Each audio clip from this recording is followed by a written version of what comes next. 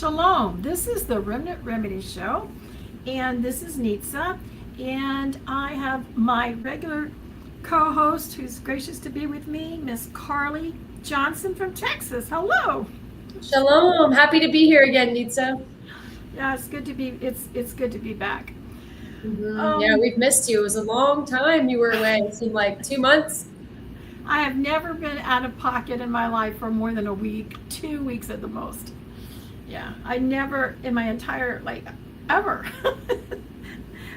It's really nice not to have the pressures of every day, before you for work and ministry and everything. But it was also a little frustration. But anyway, so today I titled this. I'm going to title this "Cruising Set Apart with a Big Question Mark." Like, can you do it?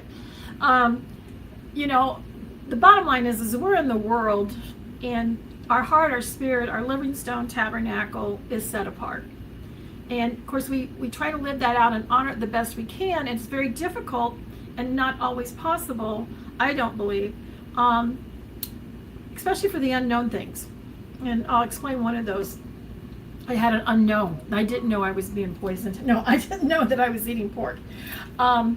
You know what I mean? So you just gotta, you go like, oh dog. And I still wouldn't have known if, I knew I didn't like it, but I wouldn't have known if I'll just go ahead. Andouille sauce. If you ever have andouille sauce, even though it's with salmon, it's like a hash made with pork sausage or something they put in there.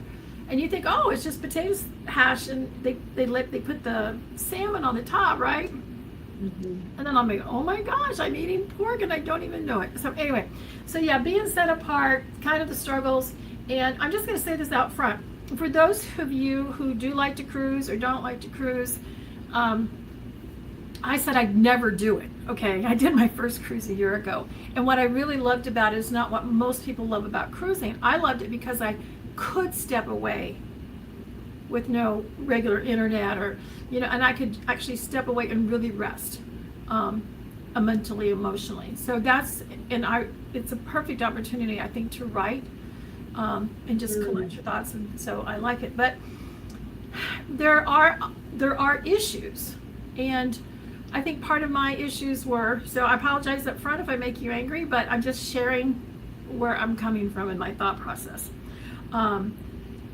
It was very difficult emotionally, spiritually, etc. in many ways. And again, I think if I'd only been on a 1 week cruise or a 2 week cruise or a 3 week cruise, it would have been different because you're temporarily suspending. But once you get to a month to 7 weeks and another week for travel back and forth, that's, you're in a different lifestyle setting. You're not in your regular thing. You're not returning back home anytime soon. So it's kind of, I didn't like being out of pocket for so long and disconnected for that. So anyway, the first thing I just want to say is, I didn't plan this cruise. I have a friend, and she, she's retired, and she cruises probably, I'm going to guess, around half the year. Just she's gone on, and when she goes out, she goes for multiple cruises, which is smart. Okay. And, and it works great for her. And I think it works great for a lot of people. I think if you work and you still have a life, and especially if your spouse or family can't come with you, that, you're really connected to, and or ministry, and, your family of believers, is very, very difficult and for a long period of time. So anyway, I knew that she was, because I had gone on my first cruise last November, December with my husband for our anniversary. When we first got married, he says, I'm going to take you on a cruise. And I said, no way, Jose. I did not want to be captive on a ship and not in control. Not that you're really in control, but I figured I could run from an earthquake or tornado or hurricane, but I didn't know what I could do on a ship. And but anyway, after going through, going blind in my one eye, and just always, still to this day, I never know if I'm going to live or make it through the next thing. So I just said, you know what? And I was very housebound during that period of time. I couldn't go anywhere because I couldn't handle the attacks from the the towers, etc., which, I have learned to solve through the grounding of the copper trio. That's why I'm so up on the ATV remedy on the cell. We call it root cause protocol with ATV added into it, so that you got to be grounded. You got to have that core copper, and you got to have that IP6 and get the iron. And we'll go into that other shows, but that saved my life. It changed my life. It made me from not a hermit to being locked in a room scared to do anything because there would be so much pain and torture, to actually, I live in town. Like, I couldn't even come to town before, right? And to think of getting on a ship with radars, etc. Yeah, or an airplane for that matter, and you were able to do that. Yeah, an airplane. Huge testimony. Last time was the first time. It's been 2-3 weeks now. I didn't get sick. Wow. So, now I got very sick on the boat. We'll talk about that. But that was an environmental thing, and so it's just, it's just really important. But anyway, I was praying for my friend because I knew she was getting ready to go to Europe, and I was praying for, for safety for her and her husband and whoever they were going with. And I remember in my heart, I was like, wow, I would just love to go to Europe, right? To see those countries. And I just left it at that, It was like a couple of days later, I get this call late at night. And, I've had this friend for 40 years, and I don't talk to her on a regular basis. You know what I mean? And so she calls me and says, oh, my husband can't go, and the people that were supposed to go got sick, and blah, blah, blah. Would you go on this cruise with me? And I'm like, well, I'd love to, but what am I going to do for income for the ministry? How am I going to not work? What am I going to do with my clients? This is 2 months and away from my husband and a brand new baby grandchild that lives practically next door. Do you know what I mean? It's like, wow. So anyway, I prayed about it, and I kept saying, do you want me to go? And he had made the provision for me to go. So that was number one, a huge obvious thing for me, because it was a gift. I was very highly favored for that. And I still had some expenses. It's not, I had to get there, etc. And that was, I had to do that by faith. And so, long story short, I talked to my husband. He says, there's no way you're going to basically take off for 2 months, are you? And I'm like, bingo. Yeah, I understand that. You got me. But I said, I feel like I'm always on the brink of not knowing how long I'm going to live and having to suffer. And I had just gone through three months of suffering from a terrible event that happened at the dentist. I couldn't walk half the time. I couldn't use my brain. I just was very dizzy. I know a lot of people don't realize that when they talk to me, but I spent hours a day trying to function the rest of the day. Anyway, 2 days before, I didn't know if I could pack to get on there, right? But I was finally determined that always before I would back up and go, oh no, I can't go, I can't do this, I can't do that, to I'm going forward. If the enemy knocks me out, knocks me down, then fine, but I'm going forward. So anyway, long story short, I went, and then like 2 and 3 days before, when I was still fighting this terrible dizziness and dry heaving from what happened to me at the dentist office, the Holy Spirit in the middle of the night, a lot of times he speaks to me a lot, like I just get downloads through the night, in my sleep, awake, it doesn't matter.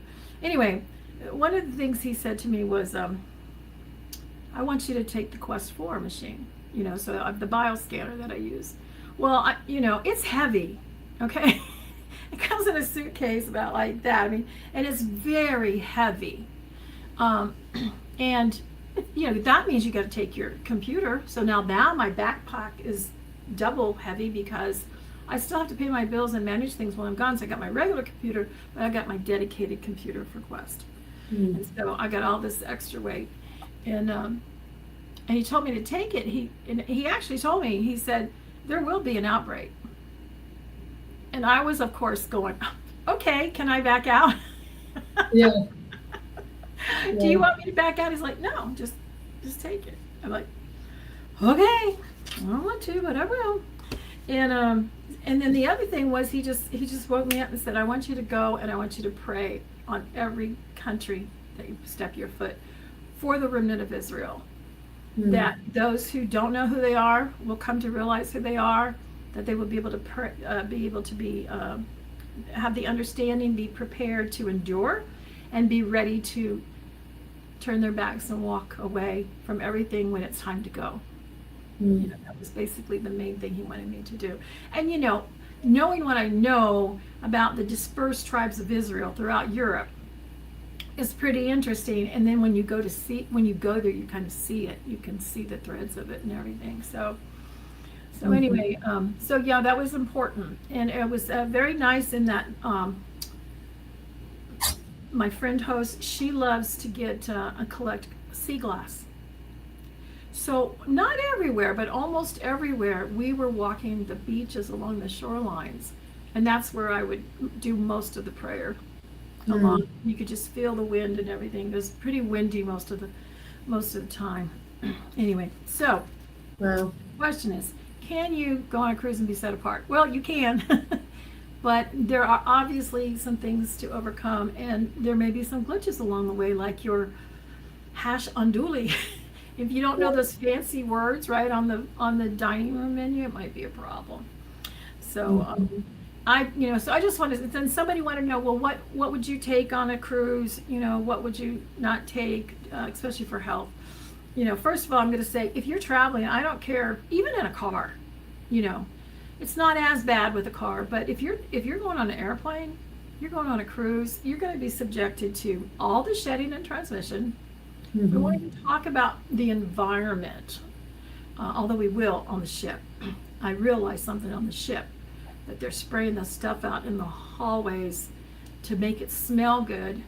And when you're on the ship, when the ship's parked or at the port, it's not running all the time, but so there's these days when they unload everything, put everything, and then those days I could pick up the mold in those areas, and those mostly where the elevators come out, and they're always piping, and most people probably wouldn't notice, but my nose noticed it, and it started aggravating me from the first day, because it was an artificial smell, and I didn't realize till later they also were doing it to cover up mold.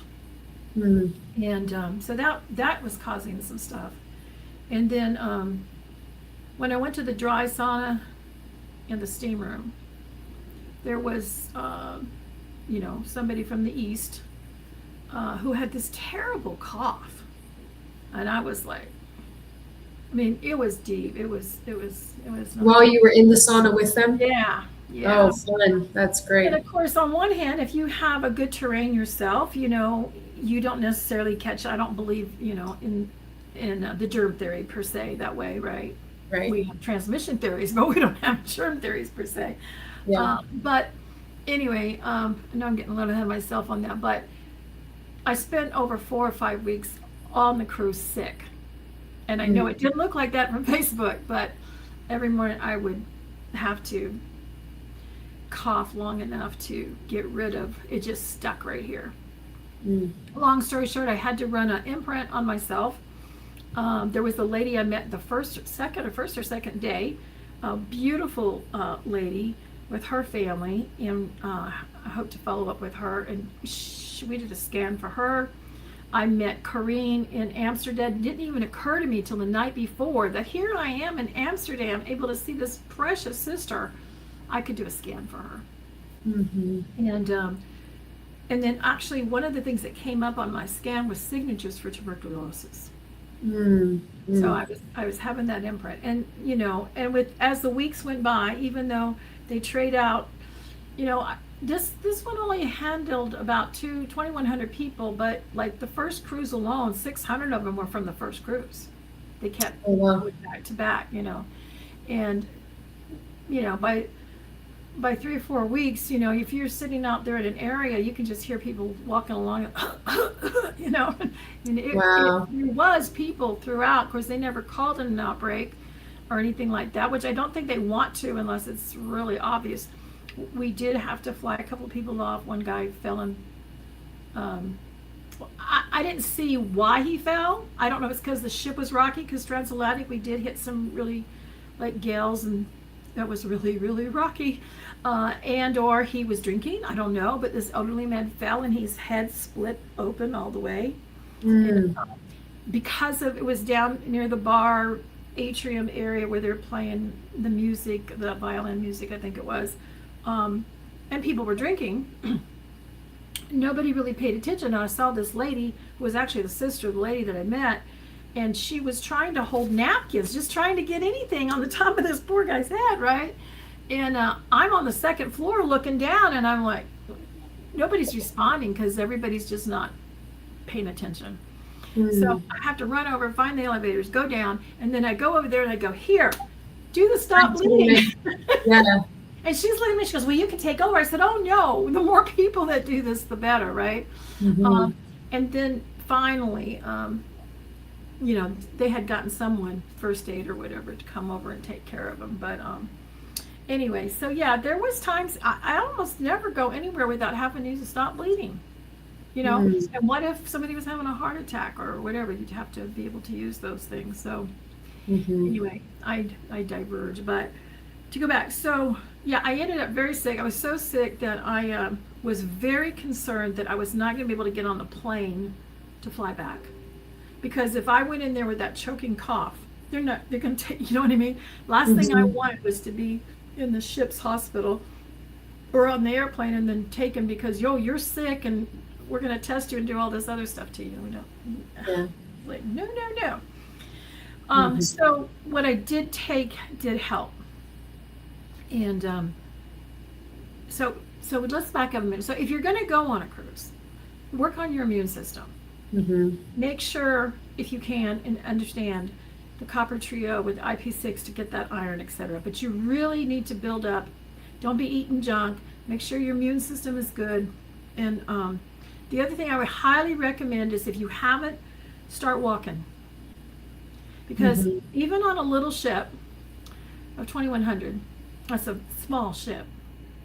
The one I was on last year was like 4,000 or 5,000. And those are small, right? Wow. And so you're going from, you know, if you're even midship or front ship, you're walking all the way to the back to the dining areas. So you're going to, you know, it's great in the sense of getting exercise. And the weather's good. It wasn't as good, you know, that most people wanted to be on the deck. But like a Caribbean cruise, you'd never find a cabana thing open, you know what I mean? Hardly. You'd have to go really super early. But, and I knew when I saw the tuberculosis signatures too, I was like, well, I need more sun. And I was getting sun every day when we went out to walk. When we went to port, we didn't, except for a couple of times, we did not go on all the excursions. We actually, if it wasn't close enough to walk into the port town, then we took a 5-10 minute ride, and then we would walk for hours. So I got plenty of sunshine. That was good, but there were a couple of days I just couldn't do that. And so sunshine, but you're going to walk. And also it'll save you money that when you do get to port, maybe you don't have to pay for the bus or whatever it is at each port. Bus, Uber, some don't have Ubers. Whatever, it might be a train only, etc. But you can walk, and once you get there, you're going to want to walk. And the European lifestyle is walking.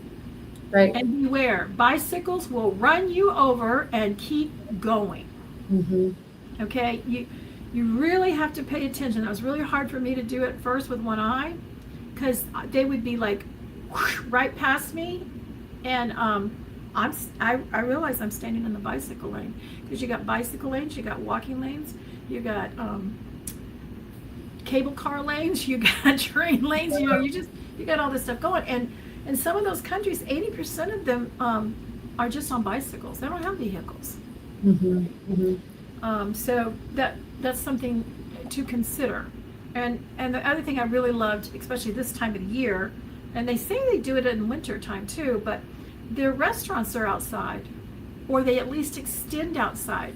So the lifestyle in the laid-backness and their quality of food is amazing. And as I was saying earlier, from the U.S. to England, because it was transatlantic, so we left from Miami on the ship to Dover, England. And then it was 4 cruises actually in a row, and so every time we went out from Dover, came back to Dover, and we had to, because we didn't have the same cabin, we actually packed like you were going away and then unpacked again on the same day. And the good thing about that is I got to see the difference between a balcony, partially like in front of those little boats on the side, the lifeboats, and they're also tender boats in this case. Tender means when you go to port, the ship can't go up to the dock. You have to actually take a boat ride to that. So some of them were blocked totally with a tiny little strip at the bottom and you couldn't see. And then there was one that's partial. And then the last one was we were on the first floor in the Arctic Circle, and that was pretty amazing, except had to really lock those curtains up to not let sun in, because they said the sun set, but it never got dark. So I guess you just couldn't see the sun, you know? Mm-hmm. So, you know, so that was yeah, it was. So, so here's the tools that I took, and I took my Quest. I didn't want to because I was traveling on an airplane on some portions of this by myself, and it was just heavy. But I'm so glad that I did. Of course, not everybody can haul that piece of equipment around and whatever, but that was important for the imprint that I needed, because I did not know I was going to be that sick. And but I had echinacea, big Dr. Schultz echinacea. I actually ended up buying another one in Estonia, and that was kind of cool. In some of the countries, one of the things I found from my friend, I learned she loves to go to grocery stores and get her souvenirs and stuff like that, different foods. Well, actually, in those grocery stores, on the pharmaceutical or that section of the store, they would have echinacea and some magnesium, and they had different things to choose from that you don't always see at the stores here. One thing that was amazing in a lot of those grocery stores was they have fresh juice machines. So they have these big, either orange juice, pomegranate, grapefruit juice on some of them. And so you just take your little plastic bottle and stick it up there, and you push that button and it goes shh, and so you get this fresh squeezed juice. So that was pretty amazing. But the plastic from America to when we made our first stop, so that they reloaded. Now they're reloading stuff from Europe. The water tastes like plastic, very common water that everybody buys. And the other thing was, so from there on out, I only had European black plastic bottled water. Now you can use water and bring a bottle container to get water on a ship. I didn't want to do that because they reprocess and desalinate their water. Mm-hmm. So it's either that, or which having been to Israel and Jordan, I know that actually in the long run, at least for me, makes me more thirsty, because there's no minerals in it, for one thing. Yeah. So it was like, ooh, I'm gonna have to detox from plastic, right? Big time. Yeah. All the microplastics, yeah. But the taste wasn't plastic. But the other thing was the bottles were much thinner. They almost totally collapsed in your hand. And when you went to open it up, the lid doesn't come off. It's still stuck to the container. It doesn't just break free. And so it's kind of a pain to drink. But then when I pulled it off, then I had this sticky, pointy thing in my mouth. So anyway, but the produce was amazing. Everything. I think my favorite place when we got to Germany, there's strawberries everywhere. Of course, it's that time of the year. Mm-hmm. But the produce and the stands and the quality, it was just amazing. It was unbelievable, just unbelievable. Mm-hmm. Wow. So, yeah. So what I had packed was, of course, my trio, my core copper, my IP6.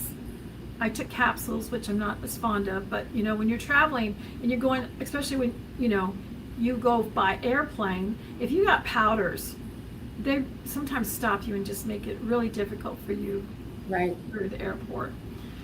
If you're driving straight to port, it's not as bad.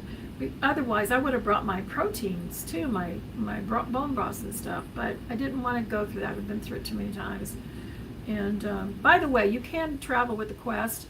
I have been stopped in the U.S. and overseas for it, but it's usually because the thing that holds the electrodes have very sharp corners. Oh, I see. I think they think it's a weapon. Okay. Well, And it is, it's a resin, like an old-fashioned, in a way, like an old-fashioned paperweight, but it's molded and it's very, very sharp. And so,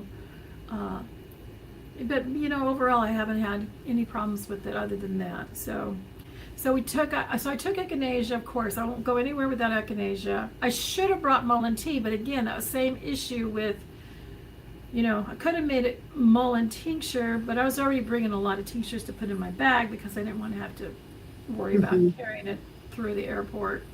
Garlic Immune by Azure Well is incredible. I've just been so impressed with it over the last year of using it, and the lung support. That's really, as far as that kind of stuff, I had. And now I did have Podiarca with me and another thing called, I think it's from BioLight Labs, called ATK. But the reason I had that was for the fungal infection I got from the dentist. And what happened there. And okay, so actually I have it. Oh, okay, this is a bit. I sell this. You'd have to contact me. I don't think I have it on the website. But I have taken it and broken it down. But this is 5 different ancient salts from different regions. And then they scalarize it. Some kind of scalar energy in it. I buy it by the quart, which is heavy. And I'm going to say the last time I bought it, I bought 2 quarts and $72 each. Okay. But this is much superior to Celtic salt or Himalayan salt. And the black in there is not pepper. That's volcanic salt. The black salt, yeah. Love and the one black of the salt. first places I went to was a salt, I don't know if it's called a salt mine, but in Holyhead, Wales, we got to go to where the main outlet store area. We didn't actually get to go down into the mine off the sea for the salt, but we got to be in these big whiskey barrels filled with hot water outside overlooking the sea there, and then they put bladder rack seaweed in there. So you in the salt and that was pretty amazing. But anyway, this salt actually saved me earlier in the year when I had a horrible tooth infection.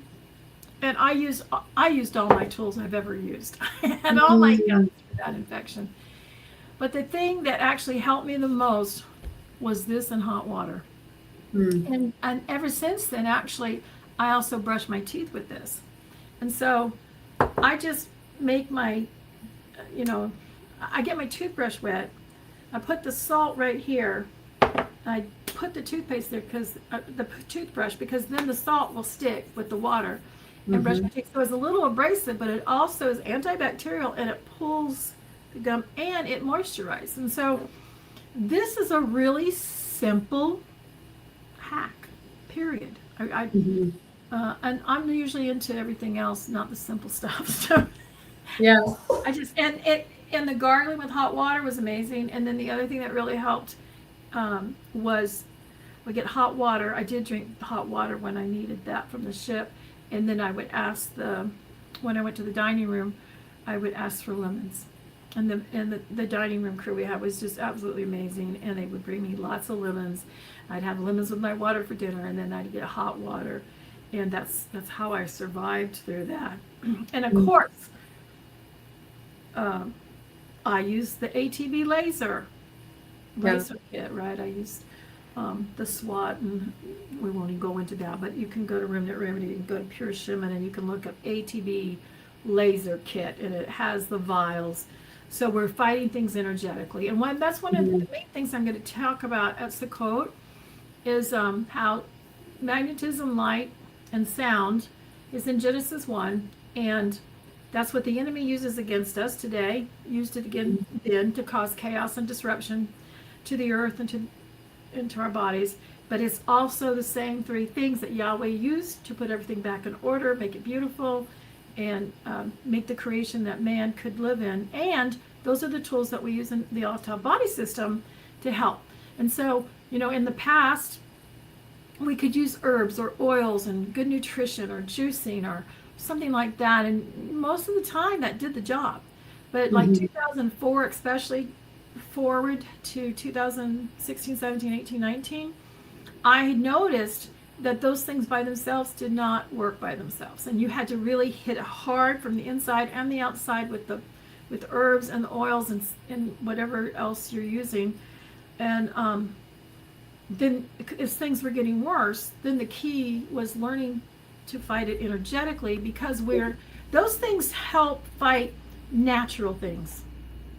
Right. But we're not dealing with natural things anymore. No. In fact, most people are probably, in my opinion and experience, and some of us more than others, over half of our health problems are from the nanotech and the weaponized pathogens. Yeah. And those aren't natural. So that's why we use the Alef Tav laser and the different tools that we have. And so that is why. So we have to add to our remedy chest the energetic tools. And of course I had patches from Dr. Monzo. Those came in good. And cough drops. Now, in Sweden, in the grocery store, they had these little things. They were made with salt and some probably juice. They were like cough drops, but they weren't cough drops. And those were really nice because they would hydrate you, but also be soothing to them. And then you weren't having to buy all the extra stuff that was in cough drops, because a lot of times cough drops are not the healthiest. I have tried to make my own, but I never could get it to unstick right. Yeah, they're hard to make, yeah. There's got to be a better way for that, right? Now, also, one of the things I noticed is, okay, you have to have a passport, right? I don't have a state, whatever driver's license it is, because I have a passport. Now, that may change in the future, but right now, a passport does the trick. And because I went to the United Kingdom, and the main port and the loop for everything was always back to the United Kingdom, I didn't have to have all these other choices, but I did have to apply for, was not easy, I had to do it over the telephone with my passport. It's called ETA. It basically is a visa. Okay, like a temporary visa, visitor's visa. And it's actually, I think, good for several years. Now, the other countries that we went to that were not, like the part of Ireland we went to, the part of Scotland we went to, and Wales, those are actually United Kingdom. So that passport basically worked for that, although they did have to send it ahead to Ireland and have us reviewed before they let us go there. But the other countries like Estonia, France, Sweden, Finland, Iceland, because you're going in and off a ship, it's a little bit different, because they already have security. You got security going in, you got security coming out. The one country that I thought used the big dogs and the big muscle guys, that I was really concerned that maybe it was more like the Gestapo, was Belgium. Oh, wow. That was interesting. But supposedly by the end of the year, each of those countries are going to have a digital system. Now, mind you, one of the obvious things about this, I noticed this especially in Germany and Ireland, especially is where I noticed it the most. So you go and you buy your ticket. That's another thing. A lot of it is on a kiosk. So if you don't speak the language, you can't figure it out. Okay, so good thing though is when you're in the UK countries, there's usually more English. So you can go up there, and the thing is you're buying your ticket, whether it was to go on the bus or whether it was to go on the train, and only once, and all those different ones that we went on, nobody ever came and checked our tickets to see if we purchased anything. Well, they don't need to. You are bio-identified. There's cameras everywhere. They can track and see or know everything about you that they need to do. And that was much more obvious in Europe than it is in the U.S. It still happens here. The other thing that was interesting is, so, I was there were sea days in between once we got there, but almost every day, every 2 to 3 days, I was in a different country every day, okay? My cell phone, when I bought internet, which I had to spend over $1,000, if you need to be hooked up, if you want to be set apart, you have a reason not to talk to anybody, that's a good thing.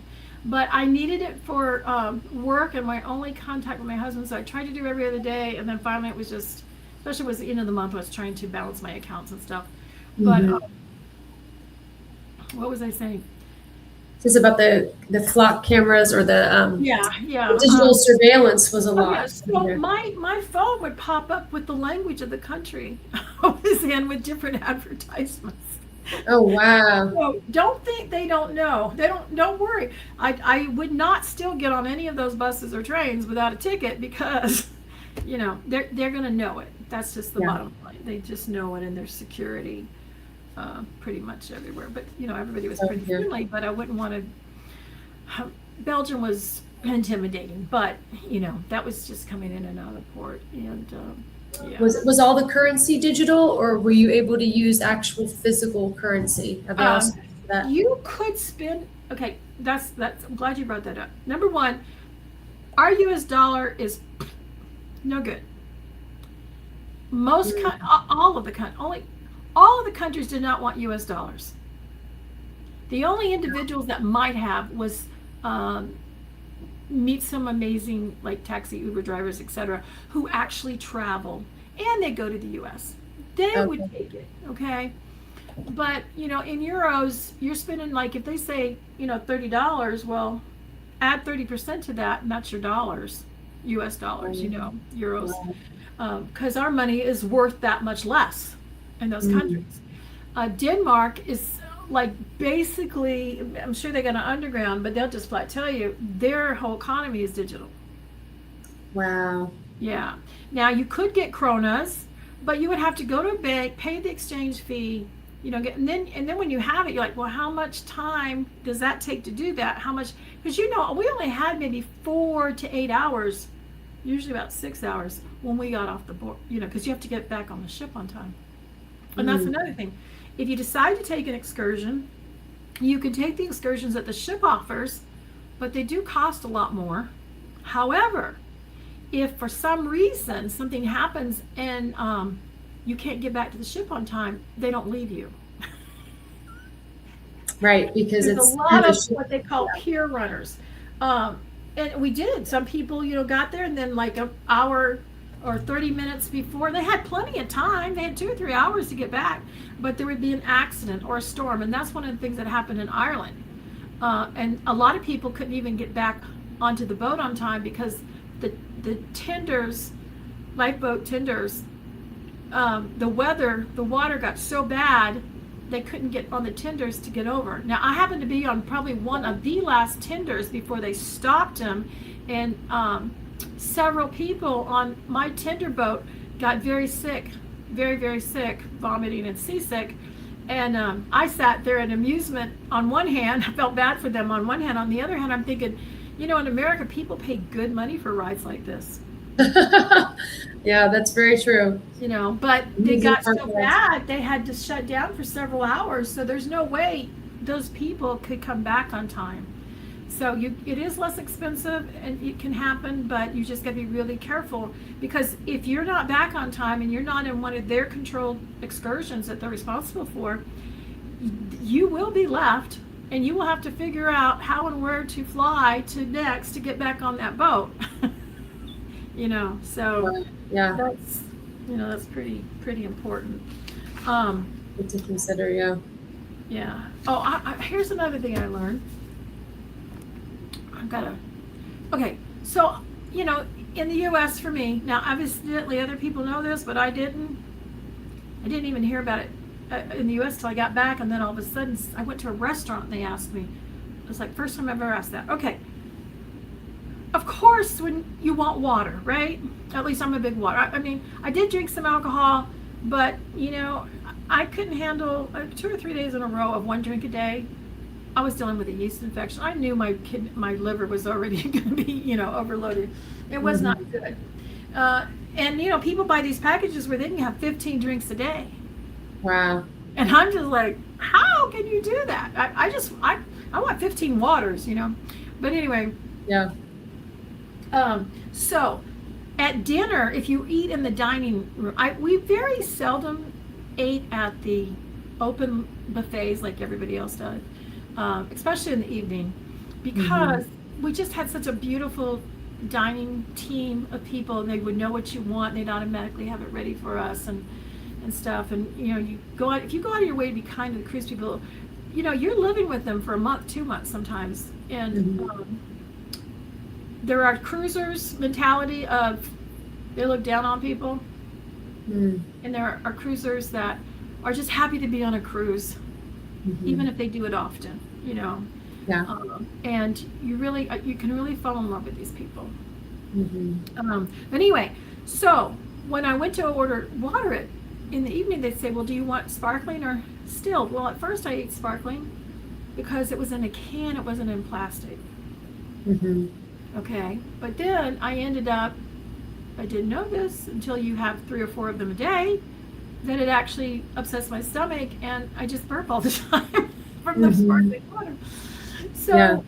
So I found out one of the things I loved about the dinner is I could get water in a glass bottle if you asked for it. Oh, nice. So I thought when I ordered sparkling, I always get this little can. Well, no, at the dinner in the dining room, you can get a big glass, but they ask you want still or sparkling? Well, I'm thinking to myself, I don't want distilled water, but actually I do. But anyway, long story short, it took me 3 or 4 or 5 days to figure it out, because I guess nobody thought they needed to explain to me when I couldn't figure it out that still water means just water. Flat, yeah. It's just still. It's not bubbling, right? So anyway, and then when I came back, I went to a restaurant. And they said, "Do you want still or sparkling?" I'm looking like I wouldn't even know what that was, you know. So anyway, yeah. So you got to be careful with your food. My frustration was, I would say that at least 50 to 80% of the food was unclean. Yeah. Because different. That may have been because it was a European cruise. You know, they were all into the shellfish, etc., pork, crawfish, crawdaddy. I mean, you know, it was difficult. And then the problem was in between. I thought if I ordered salmon, I was safe, you know. So, and then for me, because of my teeth, it wasn't like this on the Venezia. I was on the Carnival Legend, but the Carnival Venezia wasn't like that as much. But my problem that I had was when I did order the chicken or the beef, it was usually, I couldn't chew it. It was too dry or too harsh. But if you can, at least on this ship, the Legend, on the sea days, when they're not at port, they have a brunch. And if you get the steak at brunch, 99% of the time it's super good and tender because they marinate it and stuff. So that was good. That was worth it. But yeah, it was very difficult to be clean versus unclean. And then sometimes when you were at port, you didn't know. I almost, thank goodness, my friend stopped me. There was something that sounded really good in Scotland, and I forget what the wording was, but she said, "Oh, you don't want that. That's basically blood pudding." Oof, yeah, that's a thing over there. The blood pudding, yeah. Oof. And I'm like, "Oh my gosh, I'm so glad that you told me that." So that would be, and I would say only twice. I'm not saying they don't, but as the whole time we were cruising, and only twice that I remember, because I purposely looked up, the sky was beautiful except for maybe when it was foggy. I didn't see chemtrails. So there was not a lot in Europe that you In noticed. 7 weeks, that's it just wasn't, it just was crazy.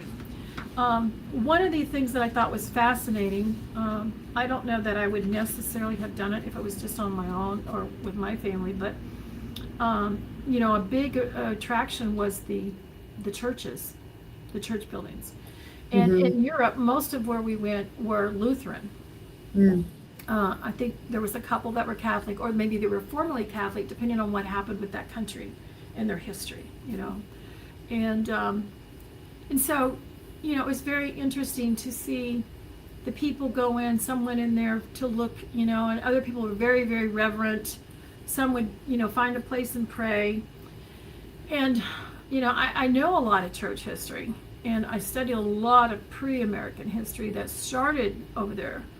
And I used to write actually for magazines for Providential History. And but the thing that really struck me, and I don't take it the wrong way, but Father was just impressed me. All these people are coming in here looking for me, to pray to me, when I'm right there inside of them in their Living Stones tabernacle.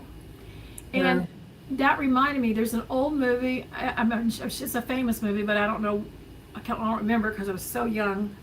There's an old black and white movie where I think it's in New York City, where this girl goes into, I think it's a Catholic church, and big cathedral, and I think it's New York or Chicago, one of those places, and they're praying and seeking God, right? And so that kind of just always stuck in my brain. And so when I was 17, 18, I was going through a really bad time in my life. Seems like that's just my life. But anyway, I remember purposely, because I believed in him ever since I was a little girl, but I didn't have an experience to know that I know who he is and what he was until I was 30. And so I would go literally into the church buildings when nobody was there. And I would sit there and just, where are you? Why won't you talk to me? You know what I mean? Just all these different things. And actually, when I did get filled with the Holy Spirit and had that experience, I spent several years ticked off, because it was like, I was looking for you. Where were you? You know what I'm saying? But then, of course, he gets to be sovereign and pick when and where. And I think, personally, that the reason some of us have to wait so long is because he knows if he responds and pulls us in too early, we're not broken enough. We're not disciplined enough to surrender everything. That's my, so it doesn't say much about my personality, except that, maybe I would have, but not total surrender, right? I saw a great thing I posted today or somewhere, is if you're not totally sold out to Jesus, Yeshua, then you're still for sale to the devil. That's good. Well, Psalms 51:7 says, the sacrifices of God are a broken spirit and a broken and sorry heart. You, Yah, will not reject these. So, that's a really good word. We have to get to the end of ourselves to really be able to receive. And the other thing is, if you know and understand about the Nephilim and the New World Order and the Masons and all those, when we talk about the agendas of the different genres or genders or whatever you want to call it, when you go into these buildings, you see behind the scenes, they leave their little marks. Now, the artists and the craftsmanship is incredible. And some of them had great believers come out of them. I mean, even Martin Luther, okay, on one hand, he was horrible to the Jews. On the other hand, he was so responsible for so many things that most of us came out of. And Father allowed for that in Christianity to come out from underneath the Roman Catholicism. But it was very, very interesting. And so I think the thing that I missed the most was I met believers, but I didn't meet people who really want to seek him and obey his laws and study his word deeply. They're good people in general, and they're okay with their religion. And we have that problem in the Hebrew roots community. I mean, big time. But it's the hard attitude that I really, I want to be with people. We can disagree. You can be flat earth. You can be lunar calendar. You can do whatever. But the question is, do you love him? Are you searching for him and his truth? Do you want to bring, if I say to you, don't repay evil with evil because you're upset about something somebody did, and you go, oh no, they deserve it, blah, blah, blah. And you're like, it's like, wait a minute, where's your hard attitude? Mm-hmm. If you do that to me, I might, give you a little bit of flack, but at the same time, I'm going to be sitting there going, I've got to adjust my attitude, right? Because that's not pleasing. It's not pleasing to the Father. It's not pleasing to that. And so yeah, there were, of course, the Asherah signs, and there were different things in the church buildings that, one night they had a whole poster of, I didn't know there were so many choices in how you're, what do you call it? I don't want to use the word. All the different choices that you can be. Let's just put it that. Gender stuff. It's not just AC/DC. It's not just this. I mean, there was a fourfold, not a trifold, but a fourfold with all the different flags and things out of this church. Oh wow.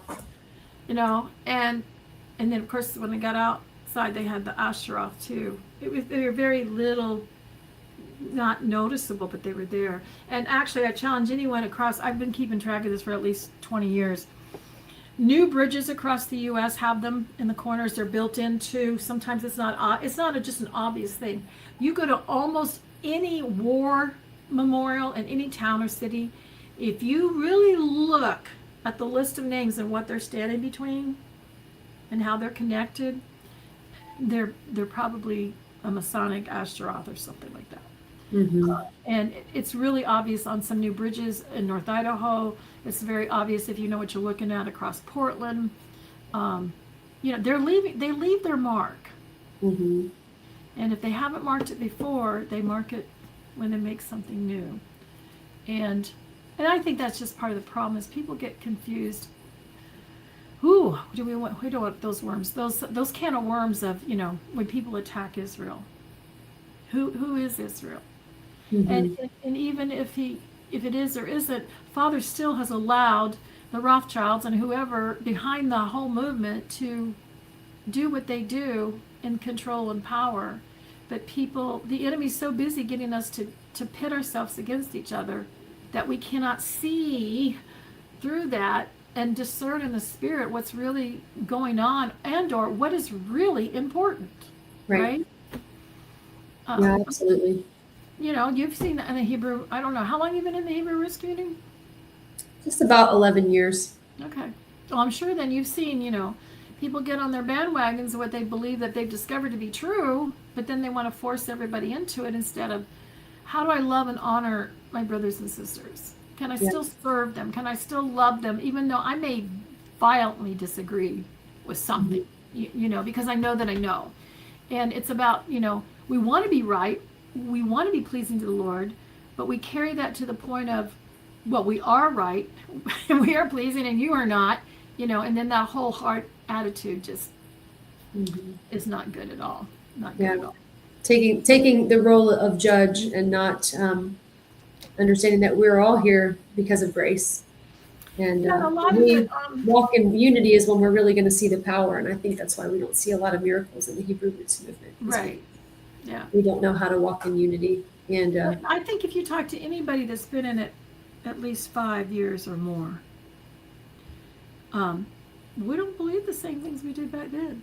Oh yeah, I'm always learning. I say all the time, the older I get, the more I realize how little I know. That's right. That's the ops. Oh, that is so, so true. I remember when I turned 40, I was like, there's a reason why you should be at least 40 years old before you get to do anything. Because at that age, you start to realize you really don't know anything. Yeah. And then by the time you're 60, you go, I don't know anything. You've been humbled enough that you realize that I don't want to be humbled like that again. I submit, Father. I'm on this journey just like everyone else. I always I don't memorize most numbers in Scripture into words, but Psalm 13:3, I'll always remember, is, consider and hear me, O Lord my God, lighten my eyes, lest I sleep the sleep of death. If he doesn't open your eyes, you can't see it. And then how can we be ticked off and push our brethren around when they don't see it? And then there's certain beliefs you may come to and understandings, but it's like, I want to do it because I've studied it, the Lord's led me to this, not because I want to fit in with the rest of the fellowship because of it. Do you know what I mean? Yes. And then maybe in another 5 years, we learn something else and we go, oh, okay, well, we have to readjust again, right? Yes. So I think a lot of it has to do with our heart attitude. So anyway, I guess we have to go because we have run out of time. But I thought I would just share that. And we're coming back next week, and I'm going to finish the story of the pre-birth at home. And then you are going to start with your birth experiences and maybe how you got into being a doula. Are you a midwife too? No, just a midwife assistant. Yeah. But I have attended many free births, and that's a fun experience in and of itself. All right. Well, we have to go, so I'm going to have to take us off, and we'll see you next week. May your garments always be white, and let your head lack no shimmer. Shalom. Shalom.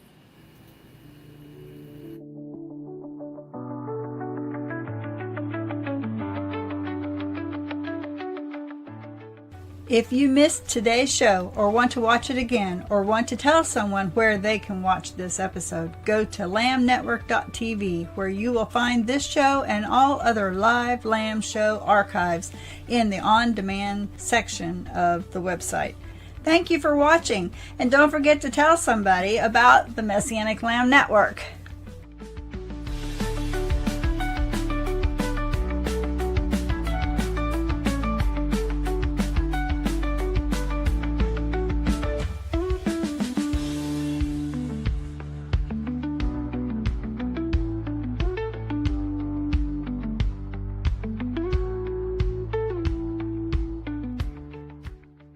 We are richly blessed to bring you what we believe is the fullest, most diverse, yet up-to-date progressive teachings, discussion, and prayer programming you can find anywhere on this planet.